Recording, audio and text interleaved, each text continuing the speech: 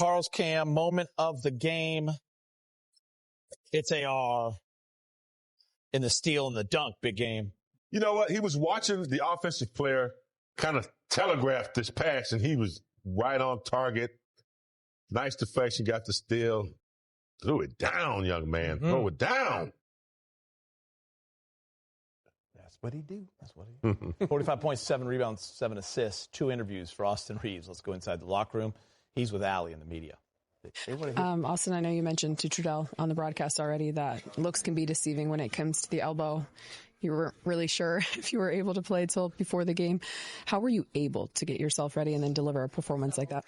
I don't know. I think, like I said out there, I think once you get in the moment of the game, you feel the atmosphere, adrenaline starts pumping, then that's when it becomes easier. But before I woke up this morning, was sore all over, elbow especially. And I think they got to know at like 60 on the clock if you're in or out. And I was walking off at like 60:05, and my trainer Shane looked at me and was like, well, out or in. And I was like, let's do it. So it's tough, but like I said, once you get out there and start playing, then adrenaline kicks in and you feel better. I feel like we've had a couple of times about new career highs with you throughout the course of this season. At what point do you know that you have it going? I think I started the first quarter, made 5 shots in a row. Anytime that happens, it's a good feeling. It's much better than going 4 for 17. Oh, yeah. I remember.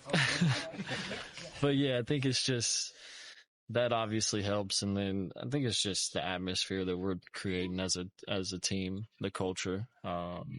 Any timeout, any situation, the guys on the bench, Bron, Luka, Gabe, anybody's over there just telling me to keep going. And that's what I try to do.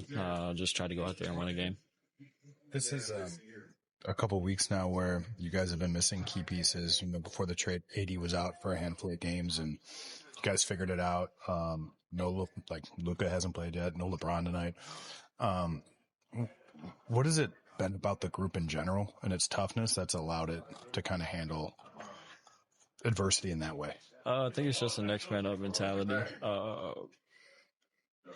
We've had a lot of guys, injured, out of the rotation that are key pieces to what we're doing right now.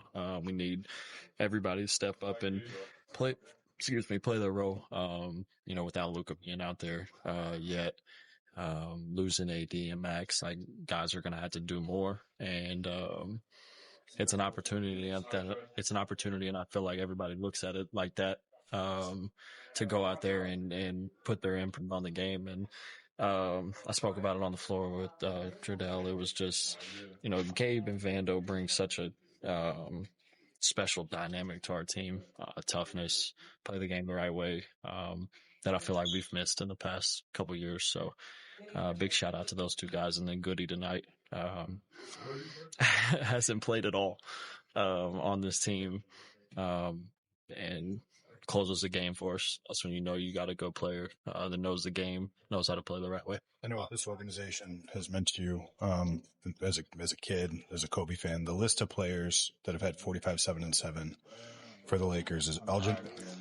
It's Elgin, Miller, Jerry West, Magic Johnson, Kobe Bryant, LeBron James, and now you. I don't know what you want me to say.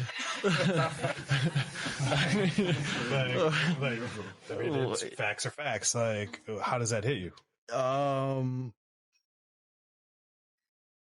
I don't know. I feel like there's a couple out there, since I've been here that, once you see, it's like, kind of like what the heck? Like, you scored 45 points. You can say it if you want. No, I don't want to get fined or anything.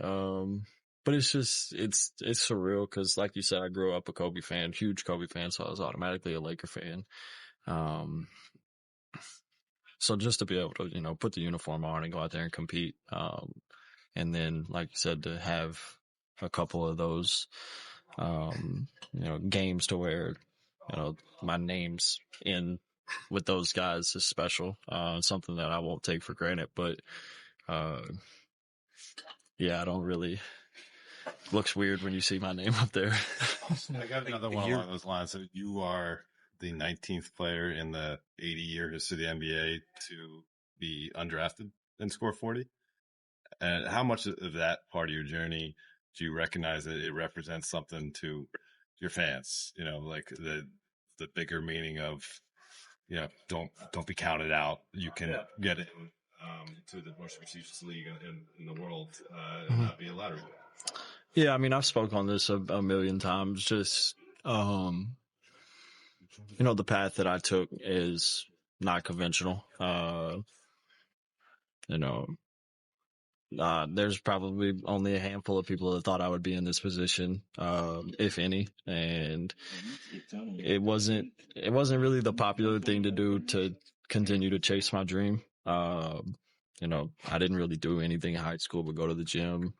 Don't party, don't drink, or anything like that. I kind of just stuck to basketball and, you know, chose that route. I know I had teachers in high school telling me I needed to figure out a plan B because, you know, plan A wasn't going to work. Like, I've been told that a million times, and I maybe wasn't smart enough to understand that, because, you know, it's a very small percentage that makes it to, you know, this level. So I was probably naive when they were telling me that, and was like, screw y'all, like, I'm gonna figure it out. And it's just, you know, if I can inspire kids that's, you know, in my situation to continue to chase their dreams, whatever it is, just do it.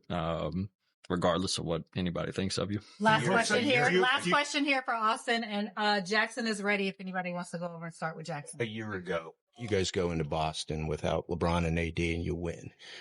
This, from an outsider looking in, felt like a similar thing. Mentally, emotionally, did it feel the same when you know LeBron's out, you're missing now Luka, that you have to step up mentally, emotionally? Not necessarily with doing more. I think I just got to be a better leader, get us in whatever we need to be in. You know, tonight it was me. They coming to talk to you in a second. Tonight it was obviously me scoring, but if it's someone else, then that's my job, you know, increases to help us get there. And it did have a similar feeling, because it's like, you know, I bet not a lot of people thought that we would win this game. That's a team that's been playing really well. They got really good players. The pace that they play at, super fast, put up a lot of threes. They get downhill, you know, one of the best rim finishing teams in the league. So it had a similar feel, but, you know, my job was to go out there and help us win a game, regardless of, you know, what it was that I was contributing to the team. Thanks, Austin. Thanks, Austin. Jaxson. Look at this. Austin Reaves, 45 points, second highest scoring game by an undrafted player, youngest Laker with 45-5 since Kobe Bryant, fourth Laker with 45 points since 04-05, and the sixth Laker with 45-7-7. He joins elite, rare company. Lakers win their fifth straight game today against the Pacers. 24 points for Rui. More reaction from the Laker locker.